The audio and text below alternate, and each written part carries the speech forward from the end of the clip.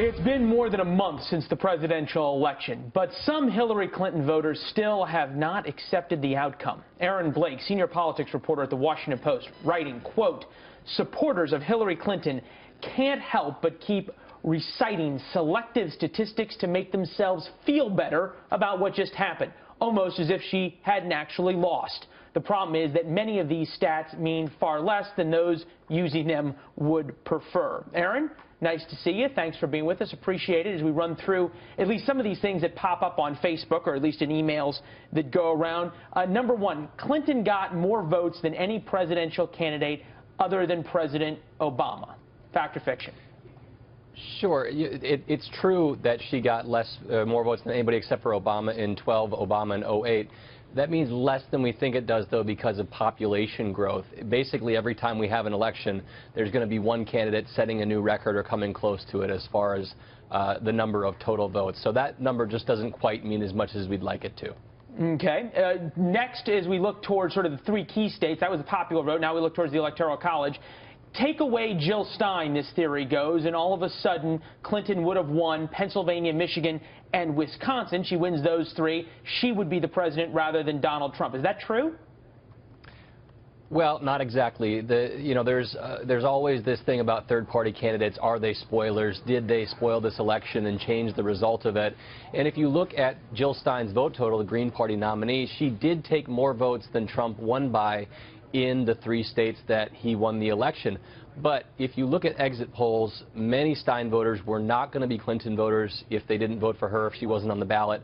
A lot of them say they would have stayed home, and even some of them would have voted for Trump. So you can't just take all of those Stein voters and give them to Clinton in a race in which Jill Stein did not exist. Yeah, we heard the same arguments made about Ross Perot, of course, back in 1992. Right. This one I hadn't heard, though, and I thought it was sort of interesting. Democrats won the Senate popular vote. I'm going to ask you two questions. One, is that true? I'm guessing that it probably is. And second of all, who cares? Well, the who cares is a good question. It doesn't actually mean anything. It is true, but it's a stat that's very misleading.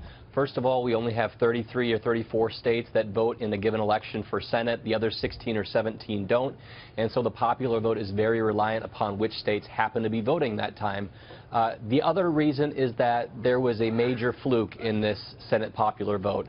The biggest state in the country, California, has an unusual system in which two Democrats can advance to the general election. That's what happened this year.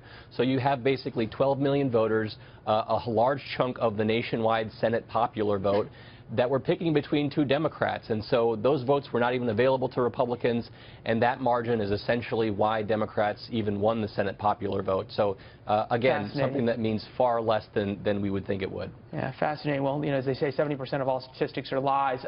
You and I both talked to a lot of Democrats, a lot of Republicans before the election. The mantra from the Democrats when they thought they were going to win was, you must accept the results of the election.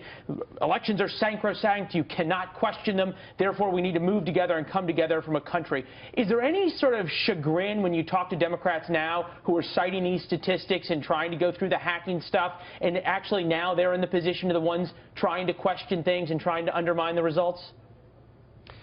I think that there's certainly a little bit of turnabout going on here. I think that the questions that they were dealing with before the election were always about massive amounts of voter fraud that Donald Trump was alleging was going to happen.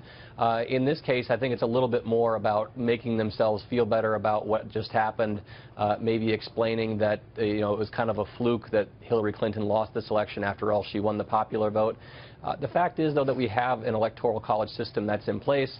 The candidates run under that system, and Donald Trump won under that system. We don't know if this was a popular vote election exactly what would have happened, because the campaign would have been run entirely differently. So I think it's more about people trying to make themselves feel better. Excellent point there. And you spoke about the Electoral College. Chris Wallace on earlier about that, just that point. Fox News Sunday, some interviews you don't want to miss. Aaron, appreciate your time and great information, sir. Thank you. All the best.